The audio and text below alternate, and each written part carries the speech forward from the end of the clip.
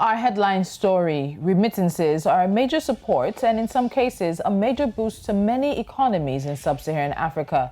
Recent figures from the Central Bank of Kenya show that diaspora from Tanzania have overtaken those in South Africa as a major source of remittance within the continent. What motivated this, and can such inflows be boosted?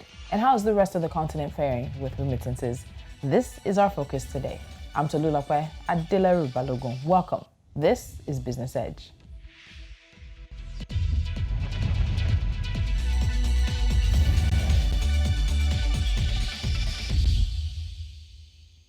Dollar inflows from African countries into Kenya dropped 65.9% in the first 3 months this year, with Tanzania overtaking South Africa as the biggest source of remittances.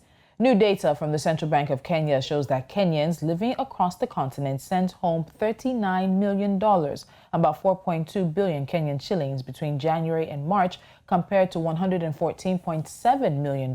That's compared to 12.3 billion Kenyan shillings in a similar period of 2020. Now, the sharp decline in inflows was driven by lower remittances from South Africa, which was the biggest source last year, but has slipped behind Tanzania and Uganda. Dollar flows from the continent contrasted with the rest of the world, led by the U.S., which saw a 17% increase in total remittances from $707.1 million, that's 76.3 billion Kenyan shillings, in the first quarter of last year to $829.4 million, about 89.5 billion Kenyan shillings this year. The negative impact of the coronavirus has been felt much more among developing countries compared to the developed nations, where citizens and businesses have enjoyed bailouts and social support worth trillions of dollars. And this is after workers were either laid off or forced to stay indoors to contain COVID-19. All right, before we get into our conversation, we're going to take a quick break, but do stay with me. This is Business Edge on News Central.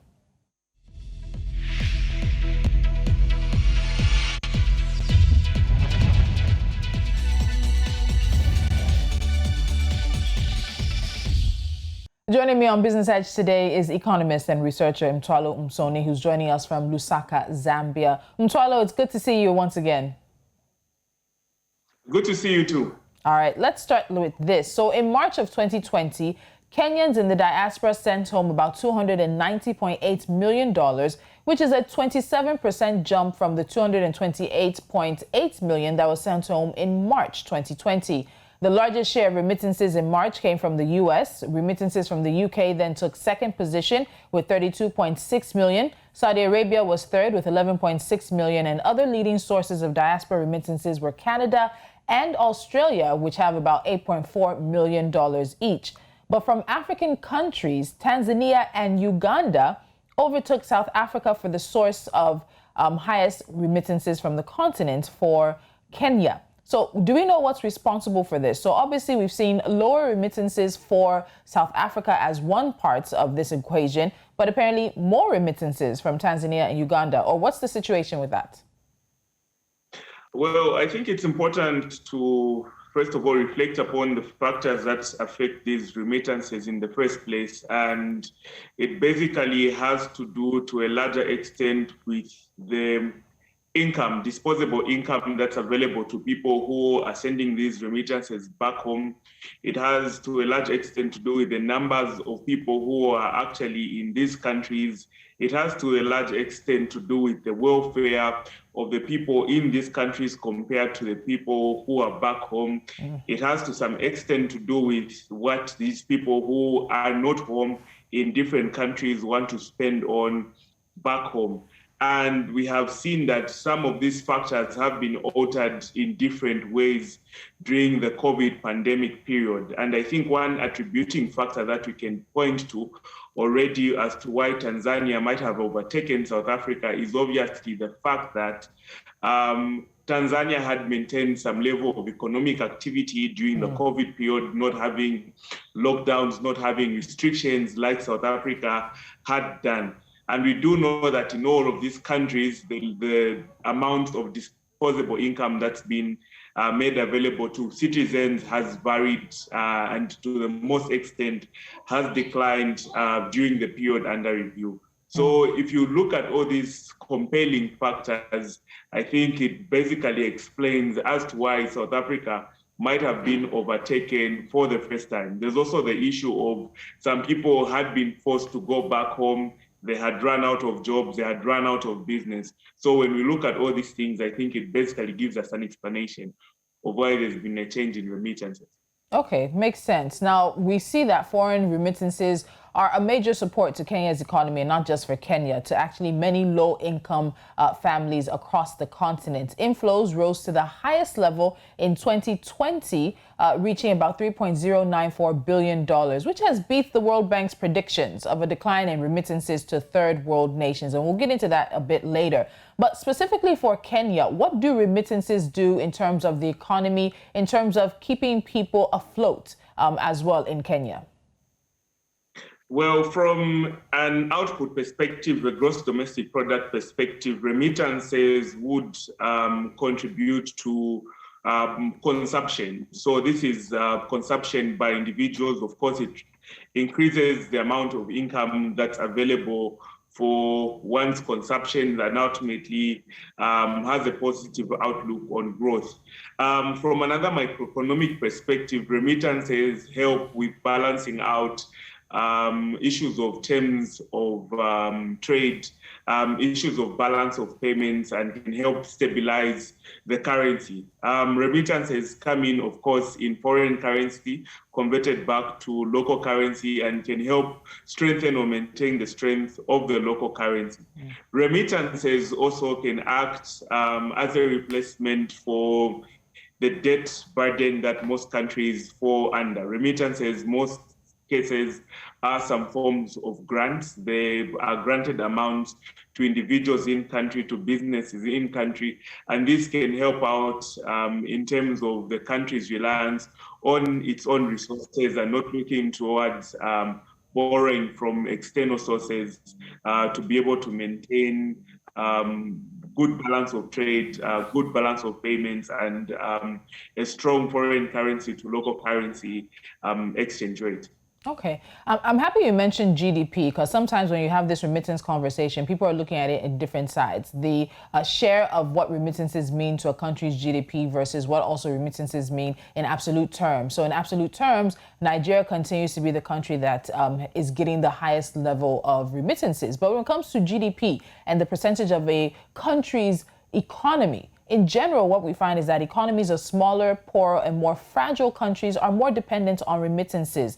And controlling for the size of the economy, the top recipient countries in the region in 2019 were South Sudan. Remittances accounted for 35% of the GDP, Lesotho, 21% of the GDP, and the Gambia, 15% of the GDP. So I want to know, is it safe to sort of assume or to say, to speculate that the worse an economy is at home, the more remittances that diaspora citizens and those citizens of those countries outside send back home? From an econometrician's perspective, if you look at a model that's trying to analyze the amount of remittances that would come into a country, I think one of the things that you look at is trying to compare or index the number of people who are living in a particular country versus the ones who are abroad. You look at their welfare as well, the amount of disposable income that's available to them. And of course, this naturally dictates that the less well-to-do people in country are compared to the ones that are outside, the more likely they are to receive help. It only makes sense for me to send money back home if I'm well-to-do than the people who are back home and have got no disposable income that's available to me. Having said that, I think it's important to also reflect on the fact that remittances do contribute obviously directly to gross national product. Gross national product being the contributions of nationals to a specific country. They do contribute to gross domestic product in the sense that they contribute to the consumption levels. The ratio between the gross national product and gross domestic product is likely going to be smaller in cases where the country is less well-to-do compared to countries that are more capable of financing their own day-to-day livelihood. So you're obviously naturally going to expect more remittances to be remitted to countries which are less well-to-do, because most likely you have the citizens of these particular countries residing in another place doing better than the average citizens of the particular country. Okay, we'll take a break now. When we come back, I want us to expand this conversation. Also look at those who made some predictions in terms of how remittance inflows to the continent would be this year, and the fact that it hasn't been that. It's actually been better than was expected. We'll also touch base on a few other issues in terms of what is the future of remittances into the continent, especially as the world is moving towards a post-COVID-19 world. This is Business Edge. Do stay with us.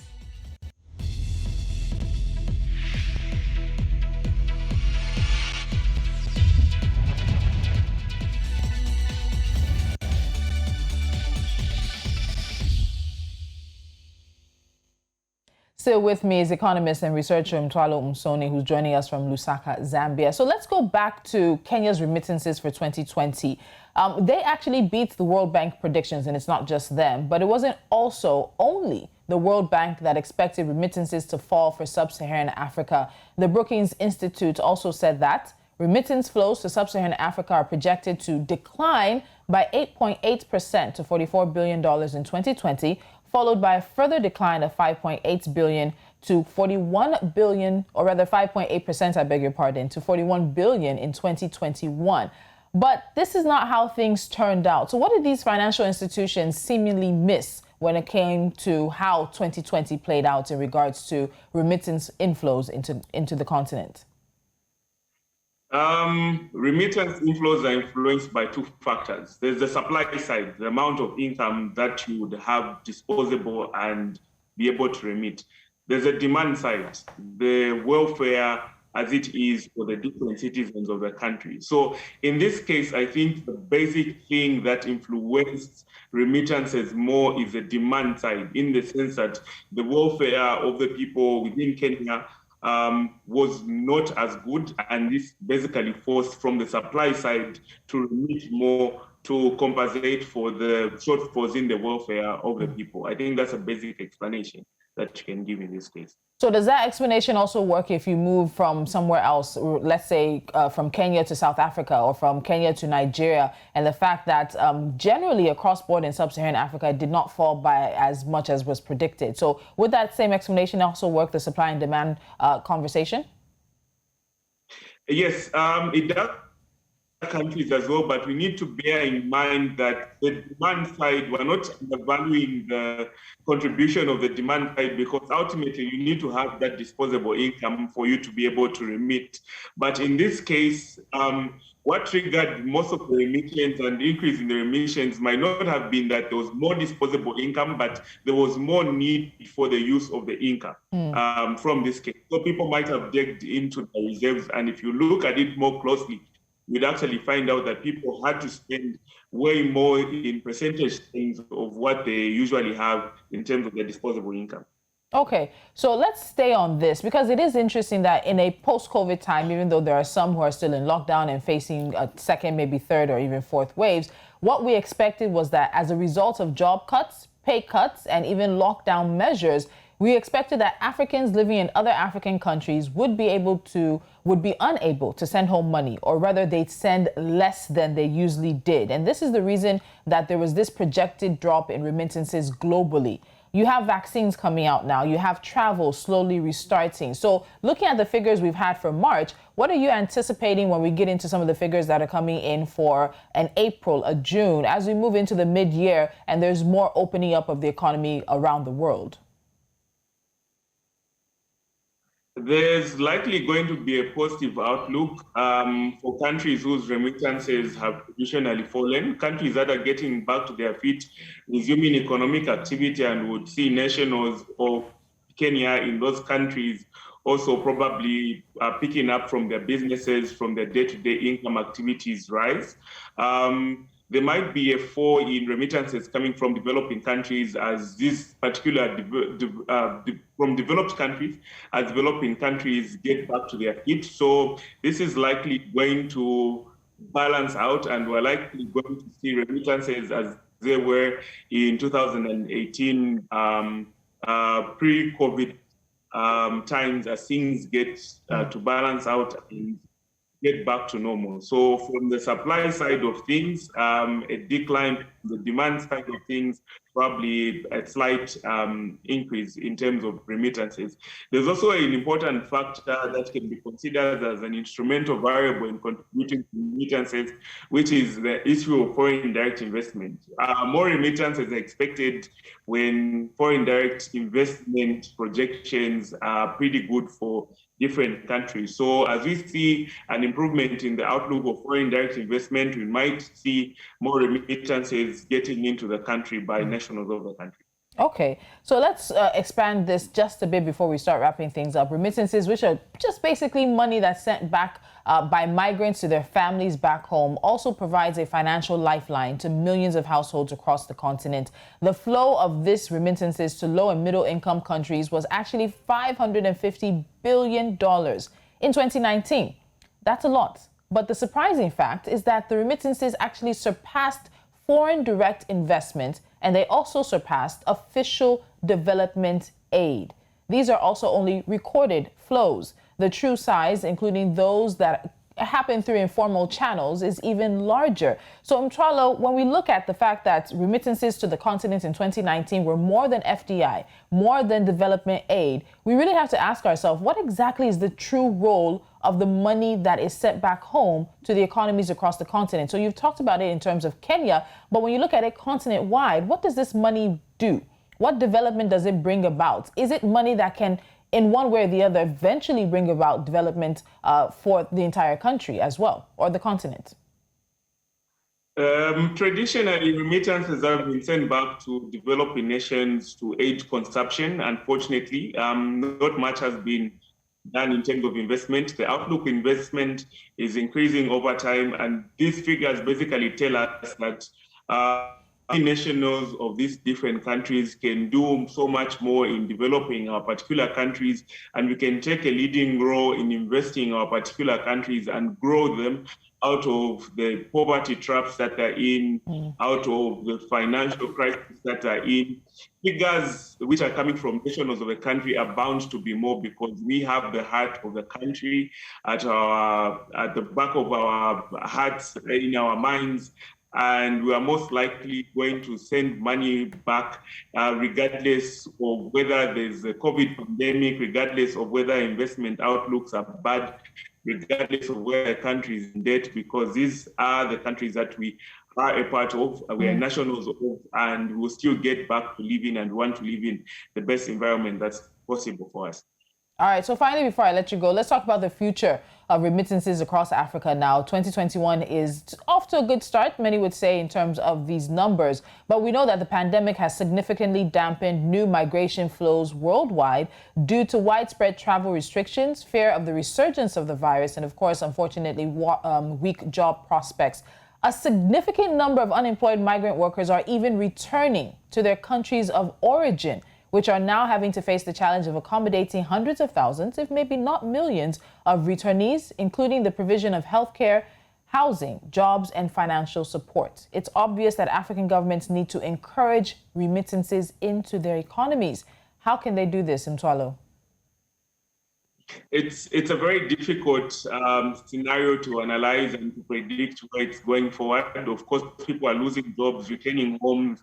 You've mentioned of lots of migrants returning back to their country base. That automatically means there would be less remittances, of course, from these people. But I think the hopes for the future would be, as things return back to normal, opportunities for many more citizens of these countries can open up from the rest of the world, and they would be encouraged by positive foreign direct investment projections, encouraged by investment outlooks in the different countries to continue to remit more money. At this stage, we can only hope for the best in terms of the outlook for the rest of the world, and the demand for labor force and services from the African continent, for we to be able to see positives coming from remittances. Of course, this is an important aspect which beats foreign direct investment to some extent, which beats grants that comes in, and we wouldn't want to lose this, and would only hope for the best outlook post the COVID-19 pandemic period. All right. We'll continue to keep an eye on those numbers because they are doing something for us here on the continent. Kenya enjoying some good numbers there from Tanzania and Uganda. That's Kenyans in Tanzania and Uganda. And those interesting points as to why South Africa was also overtaken. Mtwalo, Msoni, thank you as always for joining me on Business Edge. Pleasure is mine. Thank you. All right. Before we wrap up the show, you know what we do. We give you a few stories we're keeping our eyes on. This is NC4 to watch. Now, Kenya Airways and the Democratic Republic of Congo national carrier have signed a partnership agreement. The deal, whose signing was witnessed by both presidents on Thursday, will see both carriers partner in areas of mutual interest, including aircraft maintenance, training, and sharing of excess capacity. The deal was signed on the last day of President Kenyatta's 3-day state visit to DR Congo to strengthen the diplomatic and bilateral relations between both countries. Nigeria's bonds for April were oversubscribed by 115.66 billion naira, according to the Debt Management Office. The total subscription received from investors for the bonds was about 265.66 billion, with the shortest tenure undersubscribed. And moving on from there, we go to South Africa now. South Africa's lending rate remains accommodative and sufficient to support an economic recovery. This is coming from the central bank's governor. He said that the bank would keep targeting inflation to keep foreign investors happy. And finally, Morocco's Directorate of Financial Studies and Forecasts recorded a decline of 2.2% in electricity production in January and February this year. The decrease is due to a 11.1% decline in production from the National Office of Electricity and Drinking Water. Also, the production of renewable energies decreased by 3%. The volume of electrical energy Morocco imports increased by 2.5% by the end of February, compared to an increase of 28.2% the previous year.